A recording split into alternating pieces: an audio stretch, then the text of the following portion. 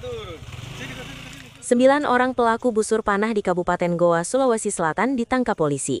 Kasus pembusuran ini terungkap setelah korbannya masih di bawah umur berinisial HH 15 tahun terkena busur di bagian dada kanannya. Kapolres Goa AKBP Muhammad Aldi Sulaiman mengatakan 1 orang korban terluka di bagian dada. Korban dan 9 pelaku ini masih di bawah umur. 3 dari 9 pelaku telah ditetapkan tersangka. Mereka memiliki peran berbeda-beda.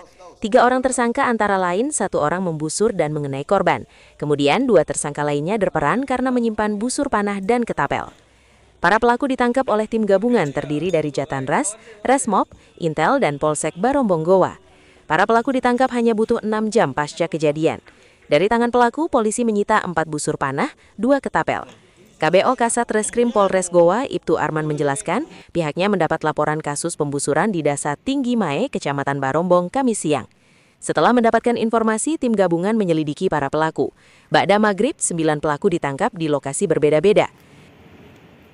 Khusus gabungan Polres Goa berhasil mengamankan 9 orang terduga pelaku aksi busur panah atau kejahatan jalanan, yang mana aksi tersebut mengakibatkan 1 orang korban terluka di bagian dada. Korban ini adalah merupakan anak di bawah umur. 9 orang yang kami amankan ini statusnya merupakan keseluruhan adalah anak di bawah umur. 3 orang kita tetapkan sebagai tersangka. Modus ini adalah kesalahpahaman.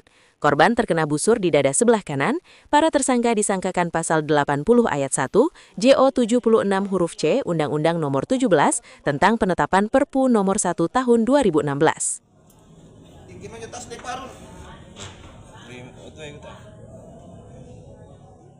Download Tribun X sekarang, menghadirkan lokal menjadi Indonesia.